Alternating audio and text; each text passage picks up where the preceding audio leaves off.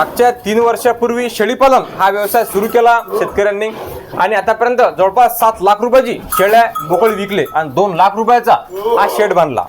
यांनी सुरुवात कशी केली? कारण घरी फक्त एकरभर शेत आहे आणि आतापर्यंत लाख रुपयाची विक्री त्या ठिकाणी केलं, लाख रुपये भांडवल जे तयार केलं।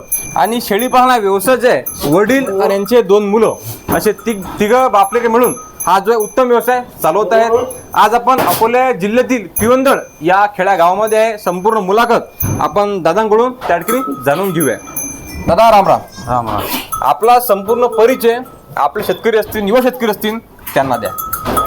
नमस्कार, माझं नाव सुरेंद्र अनंतराव राऊत, राहणार पिवंदळ, तालुका तेल्हारा, जिल्हा अकोला। जिल्हा अकोला। आता आपल्या घरी शेती किती आहे? 1 एकर शेती। 1 एकर शेती आहे। हो काहीतरी व्यवसाय करायचा आहे हा विचार मनामध्ये आला।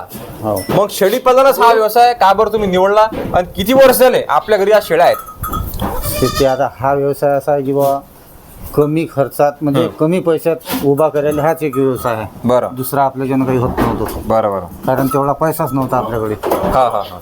बस आपण सुरुवातले 5 ते 6 शेळ्या घेतल्या, काही थोडंफार कर्ज काढलं, बरं ते कर्ज फेडलं आणि या 6-7 बकरीपासून सुरुवात केली। आज रोजी किती बकऱ्या आहेत? आज रोजी आपल्याकडे 100 झाल्या होत्या, पैकी 25 विकले आपण। हा। 75 ते 80 अजून हजर आहेत आपण। 75 आहेत। हो म्हणजे 3 वर्षा अगोदर कर्ज काढलं, हो त्यातून 5 शेळ्या घेतल्या। 5 शेळ्याच्या 100 शेळ्या झाल्या। आज रोजी 75 शेळ्या आहेत आणि 3 वर्षामध्ये विक्री पण झालेली आहे। तर सुरुवात तुम्ही कशी केली किंवा शेळीपालन आता करायचं आहे? घरी कसं काय वातावरण होतं? घरी वातावरण म्हणजे कसं की बा आता मजुरी करूनच काम होतं आपलं। 1 एकर शेत म्हटल्यावर बाकी काय, हे गडी थोडे लहान होते, याची 10वी होती, हा लहान होता। मग हे आता शेळीपालनही करून म्हणजे मदतही करत आणि शाळाही करत। बरं। ते करता करता आपण म्हणजे याचे पिल्ल झाले, ते पिल्ल विको, काही मोठ्या बकऱ्या घ्यायच्या, पाट्या ठेवायच्या, काही खर्च लागायचा, काही खर्च लागायचा, काही घर खर्च वगैरे समजा आलं त्याच्यात। तर मग आपण मागच्या वर्षी 4,10,000ची विक्री केली। बोकड विकले, शेळ्या विकल्या, बोकड शेळ्या काही। तर त्याच्यातून आपण हे शेड बांधलं 2 लाखाचं। बरं बरं। आणि काही उरलेले पैशाचे समजा मग ते पैसे ठेवून आणखीन या वर्षी बकऱ्या घेतल्या। शेळ्या घेणं चालूच आहेत। हो, काही शेळ्या आता विकतही घेतल्या बाहेरच्या। आपण समजा 20 शेळ्या घेतल्या होत्या यंदा। 20 शेळ्या। हो, आपल्यावर 40 अशा मदर गोट तयार झाल्या होत्या। 40 पैकी आता आणखीन काही कमी केल्या। बरं बरं बरं। शेळीपालन आपलं हे फिरस्ती आहे की बंदिस्त आहे की अर्धबंदिस्त आहे? ते आपलं फिरस्तीच होतं, पूर्ण फिरस्ती। हा। फक्त पावसाळ्यात झडी पाण्याचे आपण घरी बांधतो, काही तरी कुटार मांडतो। मागच्या वर्षी आपल्यावर कमीच होतं, 140 कुटार घेतलं, ते काही पुरलं नाही लई दिवस, आपलं फिरस्तीच होतं। पण या वर्षी जसं पावसाळ्यात 2 महिने आपण घरी ठेवणार आहोत तुम्ही? हो बरोबर। त्यासाठी कुटार घेतलं, ते पार्टिशन केलं, याच्या तिकडून कुटार आहे आपलं। आता यांचं सकाळपासून ते संध्याकाळपर्यंत नियोजन कसं असते शेळ्यांचं? तुम्ही कसं करता? यांचं आता सकाळी हे 7 वाजता चारायला सोडायचे। सकाळी 7 सोडायचे? हो, 7-7:30 समजा। आणि 12 वाजता ह्या चरून येतात, दुपारी आणायचे 12 मध्ये? मग 12 ते 3-3:30 पर्यंत तीच राहतात।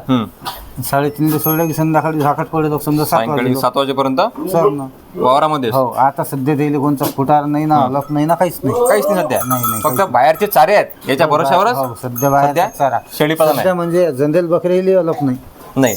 म्हणजे जे फिरस्ती शेळीपालन आहे याचं एक खास वैशिष्ट्य म्हणजे चाऱ्याचा पैसा 1 रुपया जात नाही ना, खुराक लागत नाही। कारण बाजारामध्ये किंवा शेतामध्ये जो दायदाना असतो, हरभरे तांदूळ किंवा आपलं तूर असते, ते संपूर्णपणे त्यांना आठवणी भेटते। म्हणून खुराकची गरज या फिरस्ती शेळ्यांना त्या ठिकाणी लागत नाही।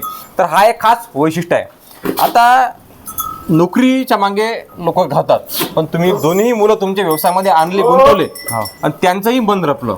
आपण त्यांच्याकडे सुद्धा जाणून घेऊया। वडिलांनी शेळीपालन व्यवसाय सुरू केला त्यावेळेस मनामध्ये काय विचार होता? थोडा मनामध्ये तेव्हा काय विचार होता की आपणही हा व्यवसाय करू शकतो? तुझी साथ काय होती वडिलांना? की आपण करू बकऱ्या करू, तुझे म्हणणं तेव्हा शेळ्यापालन करायचं आहे? बरं। सध्या वय तुझं वय किती आहे? 17. 12वीची परीक्षा दिली, वय वर्ष 17 आहे। म्हणजे 17व्या वर्षी मुलांना कळत नाही की कुठं जायचं, काय करायचं। त्या वर्षामध्ये या मित्राचा, दोन्ही भावाचा, वडिलांना खंबीर साथ आहे। संपूर्ण शेळीपालन जबाबदारी या जे 2 भाऊ आहेत यांच्यावरती आहे। भविष्याचं शेळीपालन आपलं कसं राहणार आहे, टप्प्याटप्प्यानं तुम्ही काय नियोजन अजून करणार आहे? भविष्यातलं म्हणजे आपल्याला जरासं हायटेक करू आता याच्यापेक्षा, जसं म्हणजे शेड मोठा बांधू. सेट मोठा बांधू हा, आणि जातही बदलू थोडीशी, म्हणजे बिटल किंवा काठेवाडी सध्या आपलं हे पूर्ण गावरांमध्येच आहे. हो, पूर्ण गावरान. गावरान. काही क्रॉस मध्ये त्याच्यात हा शिरोही क्रॉस आहे, शिरोई क्रॉस बोकळ आहे आणि संपूर्णपणे बकऱ्या आपण त्यांना क्रॉस हा करतात. बिटल क्रॉस आहे, हा बिटल क्रॉस आहे. ते काठेवाडी क्रॉस बकरी अशा क्रॉस मध्ये आहेत. पण आपल्याला काही ओरिजिनल मध्ये करू आपण, काही काठेवाडी काही बिटल काही बिटल. बरोबर. आणि गावरान पण ठेवायचे हा, हो, परंतु मग शेळी तुमच्याकडे मुळणार नाहीच, वाळणारच आहे. वाळणारच आहे. आपण म्हणजे आता सध्या समजा 30-40 मदर बोर्ड आहेत, आपण 50 ते 100 पर्यंत करू. 100 ते 50 ते 100 पर्यंत मदर स्टॉक, कारण वेगळं आपला हाच एक व्यवसाय आहे, दुसरं काही करत नाही ना आपण. कारण शेती कमी असल्या कारणाने त्यांनी जे व्यवसायिक नाळ आहे ते ओळखली आणि एक उत्तम प्रकारे व्यवसाय त्यांनी निवडलेला आहे शेळीपालन. आतापर्यंत लाखो रुपयाची विक्री त्यांनी केलेली आहे. तर ज्यावेळेस तुमचा विचार मनामध्ये आला की शेळीपालन करायचं आहे, तर घरचा काही विरोध तुम्हाला नव्हताच, नाही घरचा विरोध कारण नव्हता. या व्यवसाय भरोशावरच तुमचा दुसरं काही सर्व आपल्याला उदरनिर्वाह किंवा गाजा वाजायला म्हणता येते तो या व्यवसाय भरोशावरच आहे. ठीक आहे. आता बऱ्याचशा लोकांचे जे नजर आहेत, विचार करण्याची क्षमता आहे, किंवा शेळीपालन हे एक थोडासा गंदा व्यवसाय आहे किंवा दुसरा वेगळा व्यवसाय हो. आहे, याकडे तुम्ही कसं पाहता?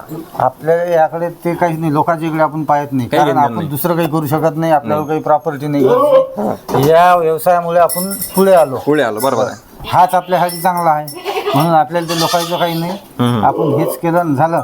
हे पोरायचे आहे, काही शिक्षणही करून राहिले आणि हेही करून राहिले.